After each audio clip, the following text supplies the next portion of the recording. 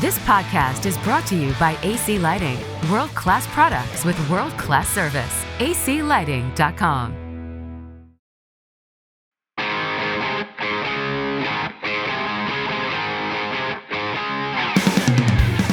This is the Tech Arts Podcast, where we talk about tech, leadership, and all things that concern church audio, video, and lighting.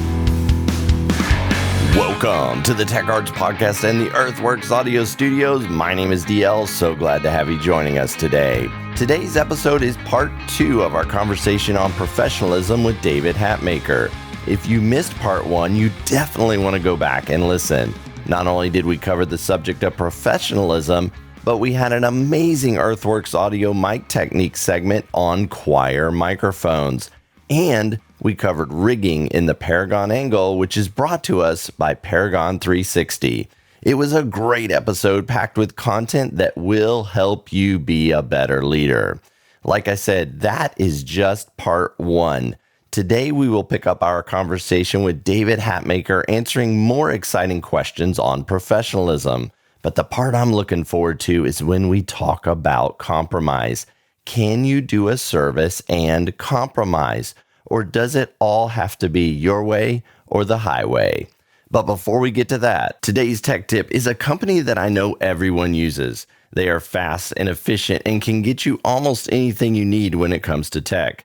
They have been your creative partner since 1973. Please welcome to the podcast, Nick Mastromarco from B&H. Hey, Nick. How you doing, David? Thanks for having me. Man, it's great to have you on. I got a question for you. I've always called your company B&H, but I've never stopped to think about what it stands for. What does the B and the H stand for? That would be Blimey and Herschel. They were husband and wife, and they founded the company. From day one, it was a family-run business, and in a lot of ways, it's still run like a family-run business, even though we've grown quite significantly. We're 50 years in the business now and running strong. So, Nick, I know B&H is all about faith. They have strong convictions, even closing down on Saturday to observe the Sabbath, which made me wonder, do you guys have a faith division? Oh, yeah, we absolutely do. Yeah, so I work in the B2B department, which is stands for business to business. You know, we have a gateway essentially for every industry. So specifically, in this case, for faith. So, it's bandh.com/faith. And what's great about it, really, it's, if you're just going to the regular B&H website, that's our consumer retail website. But getting into B2B, it gives you access to a few more tools and features on the website that you wouldn't normally have. You could link your tax exemption. You could apply for a net terms account and then submit purchase orders during checkout instead of just relying on credit cards. Whoa, hold on right there. So at the normal website, it's PayPal or credit card. You're saying that the church can set it up so they can have actual terms? Yeah. So you could apply for a net terms account, just like applying for a line of credit, like anything else. And once approved, you will then have you'll see another button pop up during the checkout process where it'll say pay with net terms instead of checkout with a credit card. So you'll have another button pop up with that option. And then you could upload a purchase order to your cart at checkout. You could just attach a PDF file to your cart during checkout. That's very cool. And then what about tracking? I'm a manager of a team. Can my team be involved in this? And how do I track things? Do you guys allow for that? Absolutely, yeah. Yeah, so you could each have your own and be separate if that works fine for you. Some people are like, I'm the IT guy and I do my own purchasing. And I'm the AV department. I do my own purchasing. There's no silos in churches, Nick.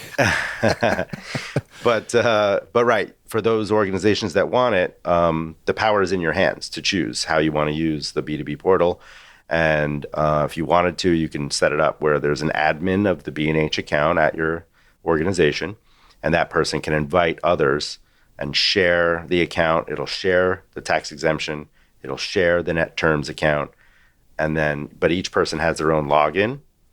And then the admin person, when they log in, they can see all the quotes that were requested and all the purchases that were made from everyone on the team, all in one place. And the best part, of course, is being able to request a discounted priced quote, right? Which you can't do on the retail website. So you just, add your items to the cart, and instead of checking out, you'll see a button that says get a quote. And you can, request a quote, and that'll get right to our pricing team. And every project is looked at as an individual project, and it's looked over by people, not an algorithm. So, they'll look over your quote and see, based on the items you selected, what's the best price we can do for you to try to earn your business. So I can literally price it out online and then send it to you guys and say, hey, can I get a, like a registered pricing quote? Can I get a better quote on this? And you guys will look it over and see what you can do and then kick back a quote that's a little bit better price? That's right. That's awesome. Usually it would get emailed to you within 48 hours, business hours. Nick, there's a lot of outlets out there that do what B&H does, but what makes you different from them? We're right in the middle between Amazon and your local camera shop, I think. We have the same large warehouse and inventory, and we carry loads of products, and mostly everything is in stock and readily available. And when we ship so quickly.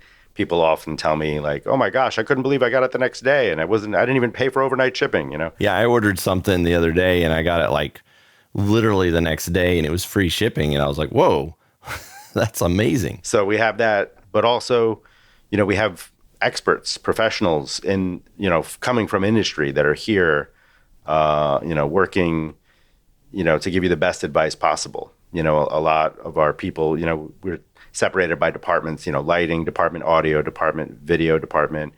We have some guys in our audio department that have won Grammys. A lot of the folks that work at B&H, they still do work in industry, whether it's on the weekends or at nights or if they work, part-time with us. So you have someone that really knows the gear and has the experience to really understand your workflow and what you're doing, and really give you the best advice. And we truly give you non-biased advice too, because no one at B&H he gets a commission on a sale. So it doesn't really matter, which brand you purchase. We're gonna suggest what we think is the right camera for the job that you're trying to do. And often in cases, people call us and tell us, they might have a $5,000 budget. And, after asking a bunch of questions like, well, what gear do you already have? And what lenses might you have? And what are you trying to do? What are your goals? And by the end of the call, we're telling someone that really they could do the job for about $3,000 instead of $5,000. And then, of course, people are ecstatic that we just saved them all that money. What I heard you say there is your team isn't paid on commission, so they're not biased to move people towards a certain product. Correct. Or sell you something that you don't need because it improves their paycheck. And secondly, you have really high educated professionals. I mean, Grammy Award winning people that are a part of your team that can help guide people. Because you go to the B&H website and it lists out like 30 products. You're like, oh my gosh, which one do I buy? So you can call in to B&H or go to the website and get to a professional that can help you. That's amazing that you guys do that. Right on. Yeah. So Nick, what's the best way to get in touch with you, and how do churches sign up for B&H Faith? To sign up for B&H B2B for Faith, just go to bandh.com/faith. And once you get there, it's pretty straightforward. Enter with your domain level email address, and if you already have an account created, you can convert to B2B. If not, create a new one. In terms of meeting me personally, I would love to meet face-to-face. I'm the outbound guy, so I go to trade shows all the time. You can definitely find me this year at NRB. This year it's in Dallas. And I also go to Philo and Capture Summit. So yeah, come on down, look for the B&H booth, and come and find me. So if you want access to all the great technical products on the market, go to bandh.com/faith right now. They're fast, efficient, and have many of the items you need in stock. Don't forget that B&H hires and extensively trains their product specialists so that each one can speak from a place of confidence and expertise, which means when you need answers, they are ready with solutions tailored for you. At B&H, it's all about people, not algorithms. So start purchasing today by going to bnh.com/faith. Nick, thanks for coming on the podcast and sharing with us about B&H. Thank you, David. It's a pleasure to be here. All right, it's time to jump into part 2 of our conversation on professionalism with David Hatmaker. Where we left off was Dave answering the question, is there a difference between a manager or a leader? So Dave, what say you? Is there a difference? I think there is a difference, and not to make one particular that sounds better than the other. And I think there's a place for both. I think a manager might be someone that can do, I'm not going to say absolute rote tasks, but they can do tasks over and over and over again, and their management style would be how to keep their underlings or their staff doing that same amount of commitment 300 days out of the year, and then repeat for next calendar year. I think there's an absolute place for managers. I think a lot of people in finance can manage others in a kind of a flat management style. And then I think, like you said, is then there are leader managers. And I would think that as a leader manager of creatives, you're wanting to lead everybody to the common goal of a show opening or an Easter service, or Christmas, your candlelight service at Christmas. I think leaders will find those that are on their staff and create and lead them up into a better position than wherever they are. I think as I'm going to give a huge shout out to 2 manager leaders that I worked with at Disneyland that changed my trajectory, is Earl and Chris, if they happen to listen to it. They took me up and then brought me out of an hourly into staff, and then had me ready to go to somewhere else. Right. I could have stayed at Disney, but the trajectory was, I'm probably not going to stay at the Walt Disney Company. I'm going to change and move out. And their path wasn't to get me there, but they certainly helped me through the process of, I've moved out of my comfort zone into the next step, into the next step, into the next step. And they led me through this process of, and through churches and through corporations, that there is there are some steps that you have to go through and things that you have to learn. And this ability to see, maybe playing 3D chess or that kind of thing, seeing more than just of yourself. And then how to turn that back around and lead others through the path, right? So you're kind of evolving others up through your organization, if that makes sense.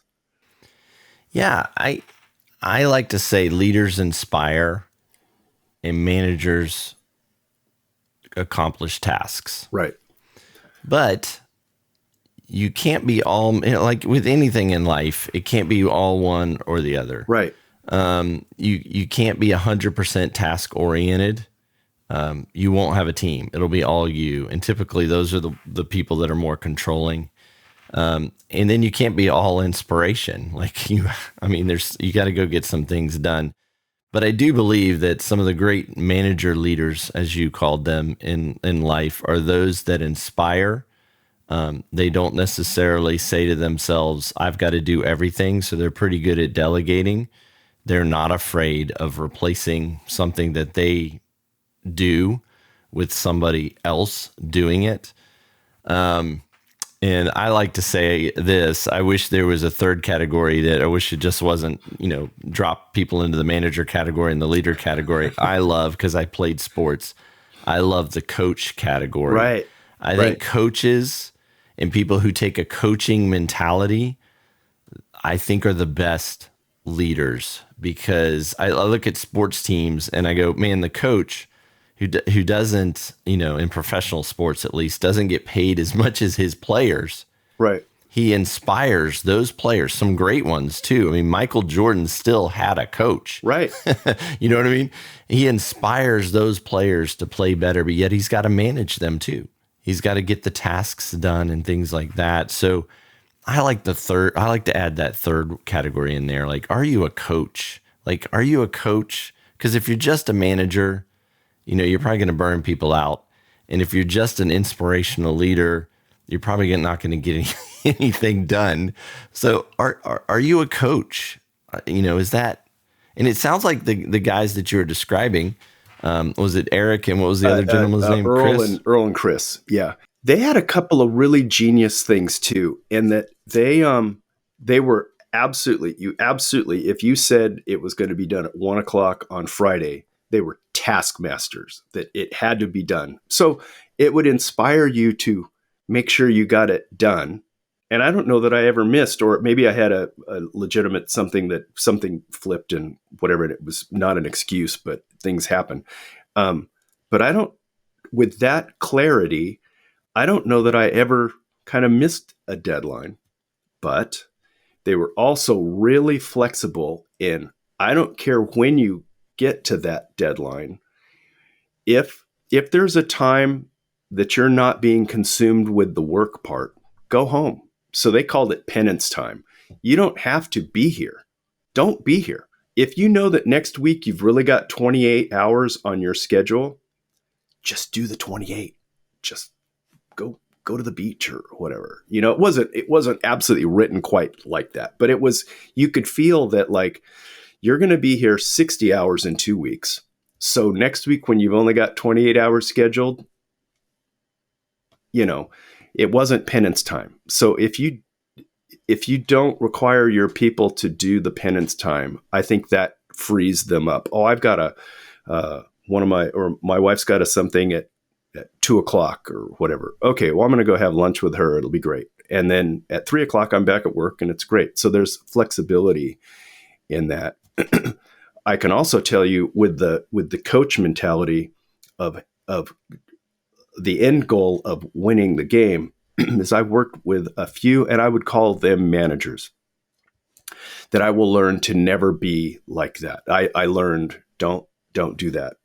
And that would be like, okay, today at 8:00, we're going to do this. Okay. And you do that, and you see him at 1:00 and he goes, okay, then you're going to do this. And you go, okay. And tomorrow you show up at 8:00 and here's the plan. I had a moment where I could, early on in my being a technical director, I had a moment where I could get my whole staff together. So I had 5 or 6 people on the staff at that day. And I said, hey, so Friday night, it's a corporate party and we're going to do this, and we get the room at this, and we get this time, and there's going to be 20 techs on this and 40 techs on Tuesday. And we went through the whole plan. Any questions? Of course there are questions. Answered all the questions. And then poof, they just went off, and it was great. It was early on in my TDdom, but I sat a lot, or I walked around a lot and didn't give a lot of input, because my leads, they all got it.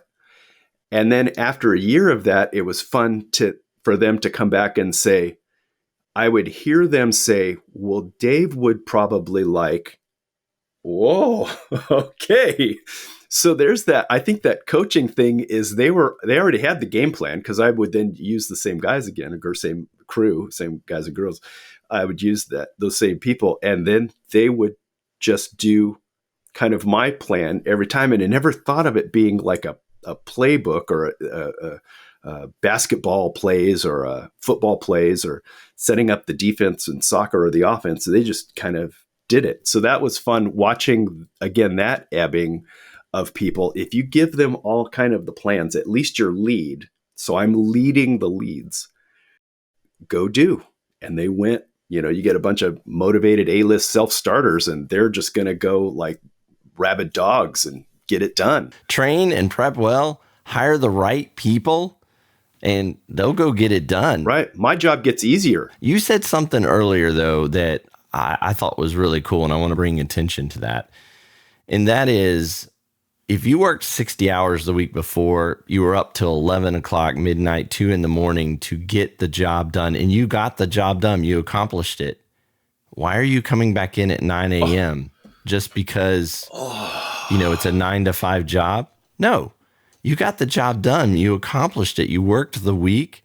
It's a shorter week. You don't have to be there at 9 a.m. Like you said, hey, you may have a 60-hour week coming up. You've got your prep work done.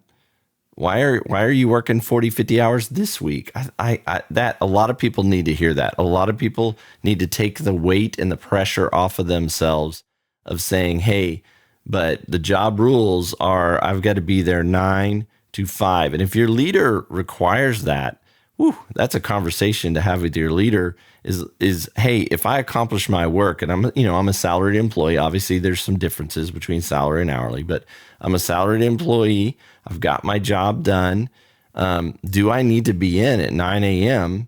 if my work is accomplished, or can I flex my hours a little bit?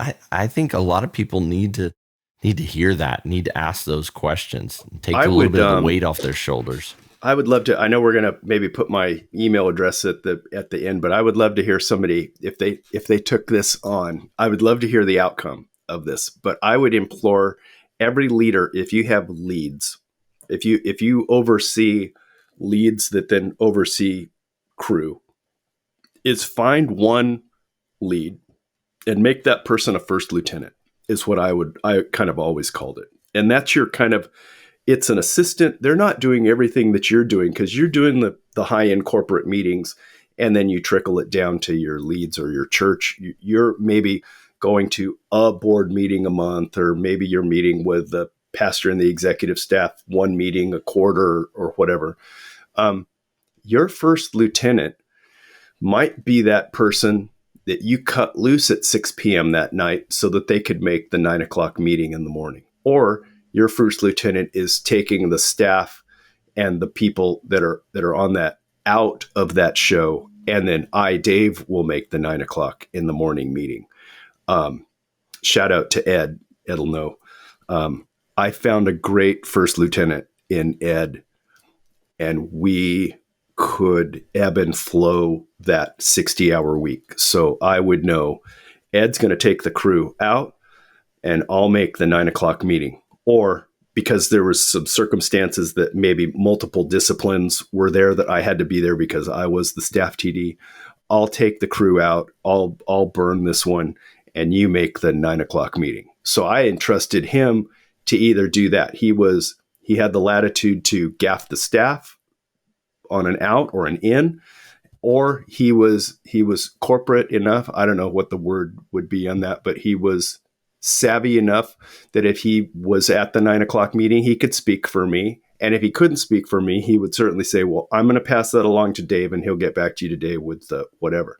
So it's believing in your staff. Back to the professionalism is I entrusted these things in him, and he entrusted in me that I wouldn't throw him under the bus, or he wouldn't throw me under the bus. He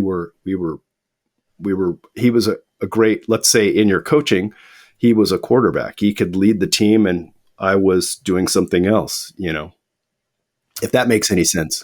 Yeah, it makes total sense. And I'll put your email up right now. It's dave@davehatmaker.com. Yes, sir. If you guys want to email in and answer that question for Dave. I would love to know. Try the first lieutenant. Let me know how that works. He'd love to know how first lieutenant works. It's a challenge because you're giving off a fair amount of your domain, let's say, or your managerialness. I don't know even how that is. And you're going to entrust this person with, again, not taking your gig or doing the right thing because you're not going to be there. You can't be two places at the same time. So whatever it is, and by the way, everyone's going to fail at something. And then you just go, okay, well, thank you for your honesty. And we're on to the next thing, man. We're moving on. I work with a singer-songwriter guy, Sean, and we've played a bunch of shows now, but I remember early on him saying, it's kind of how we start and how we finish.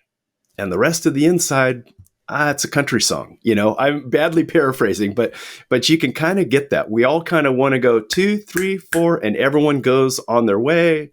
They do the country song, you lose the truck, you lose the dog, and then we all come back and we go, ba-da-bow. Close the truck and drive off, right? It's really not that complicated. I've also said this too, is that our job, no matter how complicated it is, a lighting guy, you're gonna kiss black when you shouldn't have, or a video guy, you're gonna lose signal on camera 3, or an audio guy, this is my worst day ever is this, or this. So if we're kind of all in the range of it, sounded like my husky there for a pretty second. Good. Count that as success. Like we have never, back to the guys that are in the medical profession in the week. I've never, had a baby go code blue on me on a table. That's not what we do. So if we're in the range of pretty good, and don't hear me say, don't try to get better, but if we're in the range of pretty good, a good gig is a done gig a lot of times, right? And let's smile and not kill each other and have a great tomorrow. Let's make it better tomorrow, sure. But let's celebrate today too, Well, Dave, let me pivot on you here a little bit. I want to talk about paying attention to your surroundings and how that applies to professionalism. We all have these little devices, right? We're scrolling through them, but as someone who's developed and helped, craft technology, how does paying attention to your surroundings help with this craft? And let me kind of add this to that question. A lot of, church techs are listening to us and they say, well, it doesn't apply to me. I'm not building a console or whatever. But help them kind of understand how paying attention makes a big difference with your craft, whether you're just mixing front of house or you're building a console for somebody. Right. And I'm going to get this one out of the way, which ties perfectly with professionalism and knowing your surroundings. So I remember oftentimes, or when I go into a school district or I help another municipality out with their technical skills and whatever, and I'll say, well, what's coming up this week? Oh, well, we just have it's just a choir concert. It's just a choir. Don't ever say it's just, because to those people that have worked all year long on that, it's their choir concert. So that's like right then, knowing your surroundings is all those people on stage have worked really hard at doing their whatever it is, dance or whatever their show is. Oh, it's just a show. No, it's their show. And you should be there to do everything you can to support their show. And I think that's driven me on everything of knowing my surroundings of, I would have a casual conversation with you and I would already know, oh, that's an Earthworks mic or oh, it's on a Triad Orbit gimbal, and I'm just a geek, and I don't know what headphones those are, but like I'm just a Sennheiser headphones. Right. I'm always in the surrounding. I like to think I was a pretty good R&D guy because I could pick up on what people were doing, and I would watch. I'm just a creature of watching how people do a process, and I'm forced to do process because we want process. But I don't know that I was ever a process guy, just in what I did. But now I come back and I go, whatever those shows are, I think, well, I got to do high pass filter, and the gain is a 58, it's about 25 dB. And like I can kind of pre-dial things just on what I've experienced. So if my experience gets me to the next job, then I'm going to do a lot of the same things on the next job, right? I'm going to learn some technology. I might do something better, or nobody noticed, but I made a note of like, oh, I got to research how those button pushes went, or on a Digico console. I got to figure, how do I do a macro to do that, or whatever. So I'm constantly on my own wanting to learn something, but it's based on, I guess your question is, how do you always know what your surroundings are? You're always in it. So how can I get better at my craft to do it better, more efficiently next time? Does that make some sense? Yeah, it makes total sense. Like, if you're ignoring what's going on around you, if you're ignoring your client and saying, it's just a choir, you're not going to engage with them. You're not going to have a good attitude with it. And you're not going to learn for the next time that you have a choir. And to me, that's kind of the big deal about paying attention to your surroundings. If, you miss a mic cue every time this happens, but you're not paying attention, you don't even know that that's happening, and you're just missing the mic cue, you're not going to learn. You're not going to be able to coach yourself to not miss the microphone, to not say, oh, somebody talking to me, distracting me, right? It's causing this problem. So I think paying attention to your surroundings is kind of a big deal. And can I add to that though? I think it's always, it's also paying attention the most to, I know this is crazy, but it's going to be the departure into still the professionalism and gear, and it kind of puts it all in the perspective of finances, is who do you ultimately work for? So I work for a lot of companies now, and I've been early retired from Yamaha. So I'm now just davehatmaker.com, right? So I work for I do some work at a municipality, but I'm hired by the jazz band director. So maybe I have a little, there's some animosity of why is Dave coming in to mix this and not a guy that's a staff guy at the venue? Well, because I work for him. And when he says, can we get us something? I'm not like, how's that? How's that? How's that? How's that? I'll bark it at him. How's that? Too much? Okay, great. Just so he can tell I'm paying attention, right? So those are the ones that keep calling me back. So I'm nice as pie to everybody else there. But when the director is talking to me, guess who I'm looking at? And I'm not going to break their gear, and I'm not going to make it not a successful night for anybody, and I'm not going to displace anybody. But when that guy talks, that's the guy I listen to. And same thing with the Voices of Rock radio band. I'm hired from the band, not from the venue. So I've got to make it all good for everybody else that's there. But when John talks, hi, John, right? So, and that goes back to the professionalism. Don't discount anybody else, but whoever is paying me, I'm going to be the most alert to what they're needing and wanting. Yeah, I like to say filter it through the vision of the person who hired you. Right. And so at a church, the senior pastor lays out a vision, and let's say the senior pastor has asked you to come in and mix or run video or whatever it is. And he's kind of laid out the vision for what he wants it to feel and look like.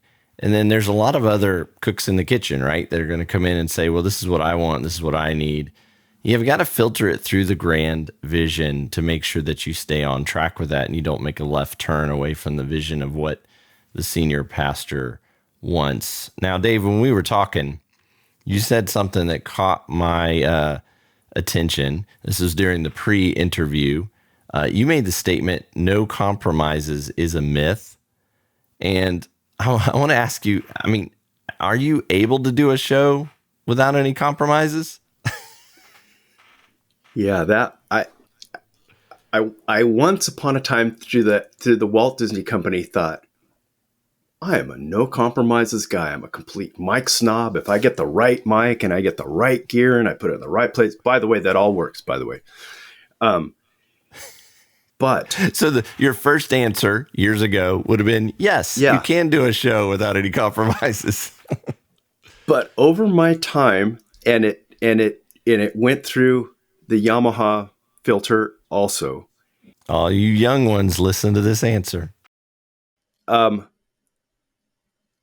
everything is a compromise.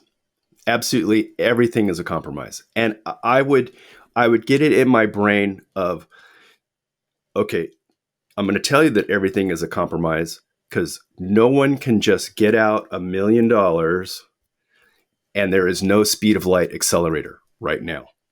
So below that, everything's a compromise.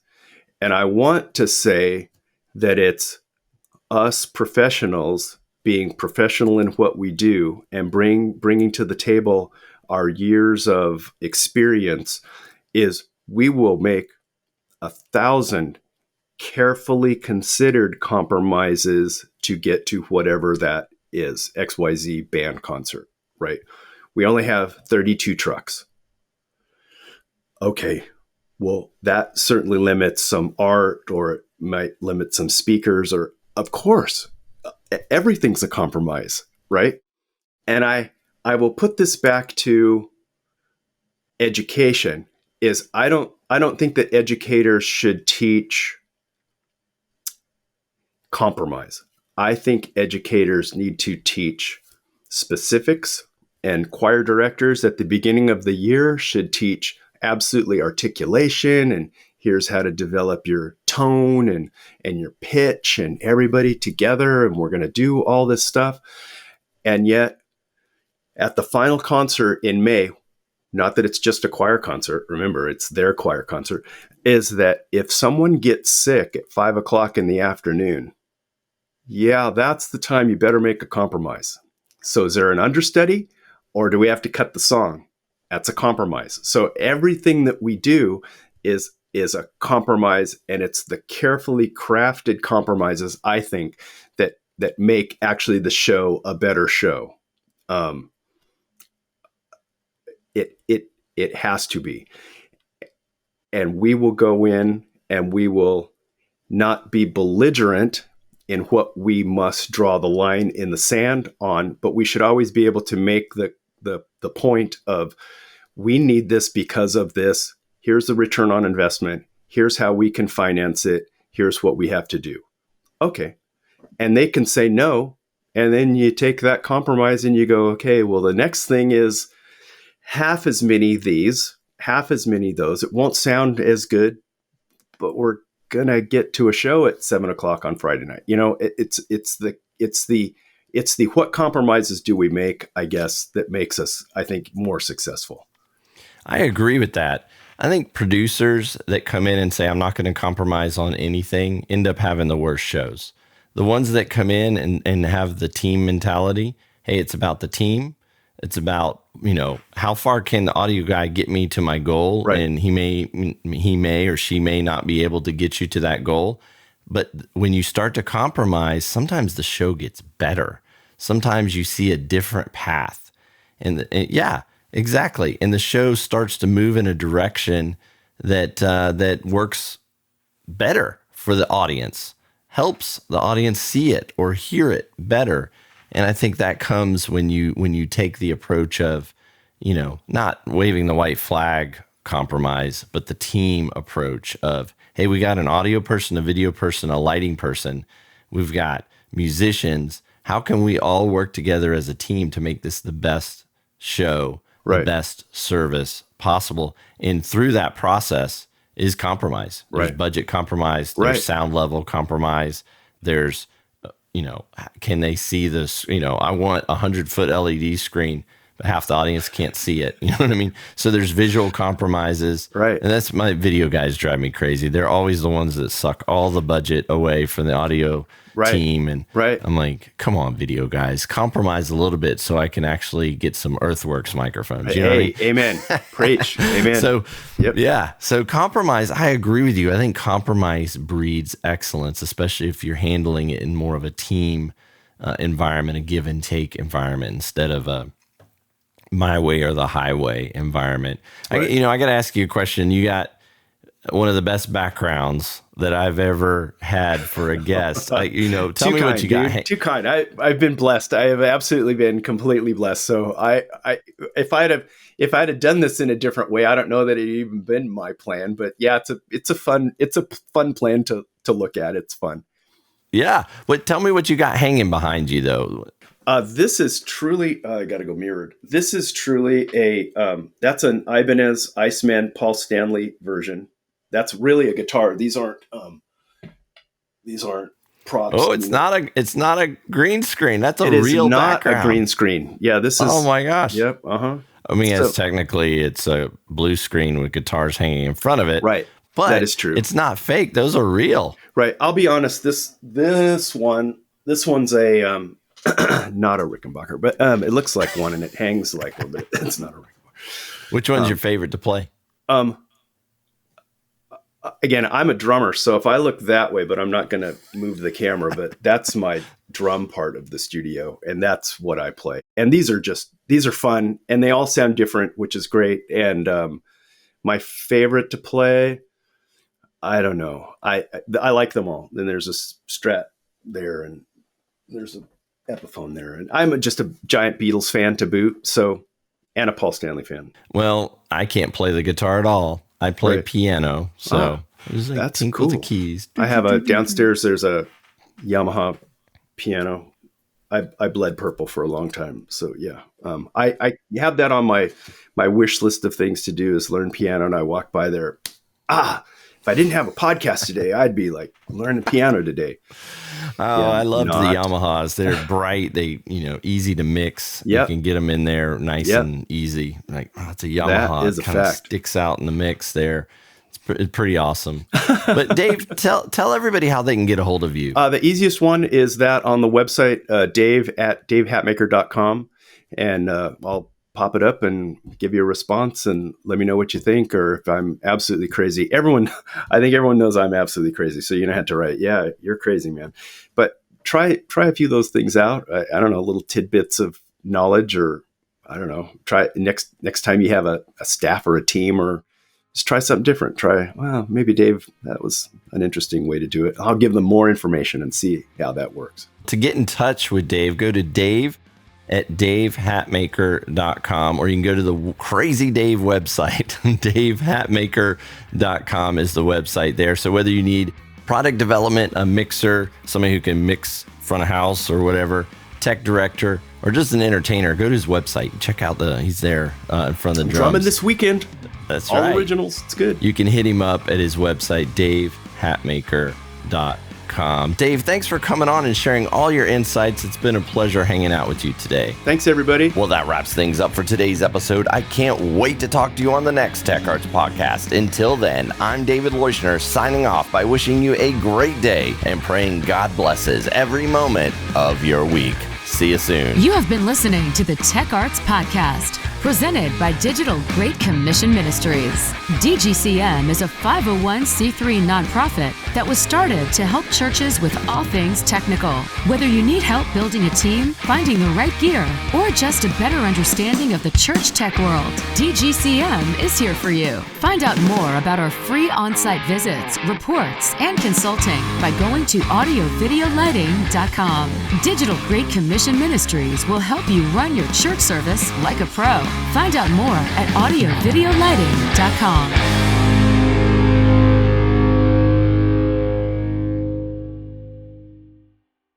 This podcast is brought to you by AC Lighting, world-class products with world-class service. aclighting.com. From sold-out stadiums to intimate live performance venues, sound engineers agree on one thing for the best digital mixing consoles for live sound. The only name that matters is Digico. As the recognized worldwide standard for live audio mixing, Digico consoles are renowned for their industry-leading sound quality and ease of use. Whether your application is in a church, broadcast, theater, corporate, sports, or installed sound, Digico offers compact and affordable products, from the S21 all the way up to the pioneering power of the Quantum 852. Digico delivers the workflow, the feature set, and the absolute reliability that the world's biggest tours and programs have come to rely upon. If you're looking for a sound console, look to Digico for your answer. For more information on Digico, go to digico.biz. That's digico.biz. From front of house to center stage, for over 25 years, Earthworks microphones have sculpted the sounds of your favorite concerts, venues, and performances. Earthworks Audio is a sponsor of the Tech Arts Podcast. We are so happy to have them on board and excited to promote the new Earthworks SR117 vocal mic and capsules. To find out more about Earthworks Audio or to get your hands on this mic, go to earthworksaudio.com. That's earthworksaudio.com. Capturing emotion with sound. earthworksaudio.com.